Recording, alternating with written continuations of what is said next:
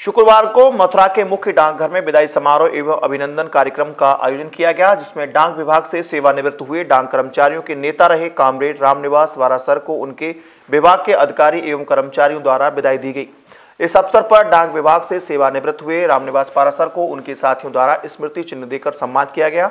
डाक विभाग के अधिकारी एवं कर्मचारियों ने कहा कि कॉमरेड रामनिवास पारासर ने डाक विभाग में उत्कृष्ट सेवाएं दी हैं, साथ ही कर्मचारियों के हितों के लिए सदैव संघर्ष किया है। इस दौरान उनके साथियों ने उनकी सेवाओं की भी प्रशंसा की। डाक विभाग से सेवानिवृत्त हुए रामनिवास पारासर ने सेवानिवृत्त होने पर विभाग के सभी साथियों के सहयोग के लिए आभार जताया। इस दौरान उन्होंने कहा कि वे भी अपने साथियों के लिए सदैव उज्जवल भविष्य की कामना करते हैं।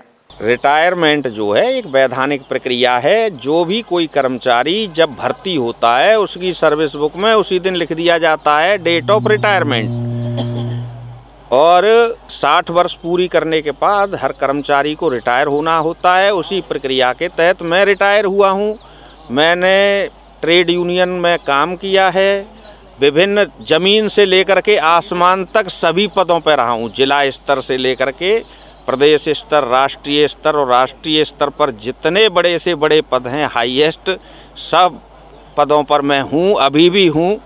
Confederation of central government employees and workers का सेक्रेटरी जनरल हूँ, national federation of postal employees का सेक्रेटरी जनरल हूँ, all India postal employees union का जनरल सेक्रेटरी हूँ, और जो सबसे बड़ी बॉडी होती है highest forum national council JCM, जिसमें भारत सरकार के साथ कर्मचारियों के प्रतिनिधियों की बातचीत होकर के ही नियम कानून बनते हैं। जो भी फैसला होता है कर्मचारियों से संबंधित वो उसी फोरम में होता है, चाहे पे कमीशन का हो, चाहे सर्विस कंडीशन का हो, चाहे और तमाम तरह की वेलफेयर स्कीम्स का हो, हेल्थ स्कीम्स का हो, सारे फैसले उसी फोरम में होते हैं। उस फोरम का मैं स्थायी समिति का सदस्य हूँ।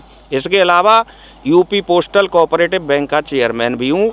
यहीं मथुरा से हूँ, मेरा गांव बलदेव के पास है, जादवपुर, और यहीं मैं हेड पोस्ट ऑफिस में भर्ती हुआ था। 28 साल तक यहाँ सेवा की। उस दौरान भी यूनियनों के विभिन्न पदों पर रहा, प्रदेश अध्यक्ष भी बहुत दिन रहा, सहायक प्रांतीय मंत्री रहा, रीजनल सेक्रेटरी रहा, डिवीजनल सेक्रेटरी रहा, ऑल इंडिया यूनियन में तमाम पदों पर रहा। उसके बाद जनरल सेक्रेटरी हुआ, फिर फेडरेशन का सेक्रेटरी जनरल बना। इस तरह से तो आज जो है, चूँकि वर्किंग क्लास से संबंधित बहुत सारी समस्याएं, केंद्र सरकार लेबर लॉज में बदलाव ला रही है, यूनियनों पर अटैक कर रही है, तमाम पब्लिक सेक्टर को बेचने जा रही है, तमाम सरकारी विभाग बंद किए जा चुके हैं, भर्ती हो नहीं रही है, कटनी छटनी चल रही है, उद्योगपतियों को पौने पौने दामों में जो प्रॉफिटेबल पब्लिक सेक्टर हैं उनको बेचा जा रहा है। तो ये एक ऐसा विशेष समय है जिसमें ट्रेड यूनियन मूवमेंट को मजबूत करने की बहुत ज़रूरत है। किसान आंदोलन ने इस ट्रेड यूनियन मूवमेंट को बल प्रदान किया है। पहली बार ऐसी सरकार जिससे कभी कोई उम्मीद नहीं कर सकता था कि वो अपने निर्णय वापस भी ले सकती है।